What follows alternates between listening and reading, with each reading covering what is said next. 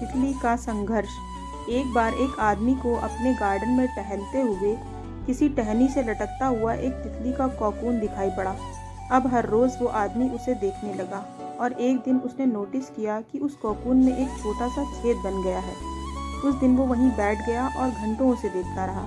उसने देखा कि तितली उस खोल से बाहर निकलने की बहुत कोशिश कर रही है, पर बहुत देर तक प्रयास करने के बाद भी वो उस छेद से निकल नहीं पाई और फिर वो बिल्कुल शांत हो गई, मानो उसने हार मान ली हो। इसलिए उस आदमी ने निश्चय किया कि वो उस तितली की मदद करेगा। उसने एक कैंची उठाई और कोकून की ओपनिंग को इतना बड़ा कर दिया कि तितली आसानी से बाहर निकल सके। और यही हुआ। तितली बिना किसी संघर्ष के आसानी से बाहर निकल आई, पर उसका शरीर सूजा हुआ था और पंख सूखे हुए थे। वो आदमी उस तितली को ये सोच कर देखता रहा कि वो किसी भी वक्त अपने पंख फैलाकर उड़ने लगेगी, पर ऐसा कुछ भी नहीं हुआ। इसके उलट बेचारी तितली कभी उड़ ही नहीं पाई और उसने अपनी बाकी की ज़िंदगी इधर उधर घुसटते हुए बितानी पड़ी।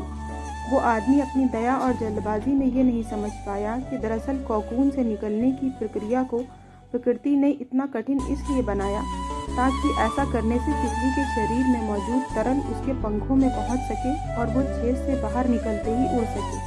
वास्तव में कभी कभी हमारे जीवन में संघर्ष ही वो चीज़ होती है जिसकी हमें सचमुच आवश्यकता होती है। यदि हम बिना किसी स्ट्रगल के सब कुछ पाने लगें तो हम भी अपंग के समान हो जाएंगे। बिना परिश्रम और संघर्ष के हम कभी उतने मजबूत नहीं बन सकते जितना हमारी क्षमता है।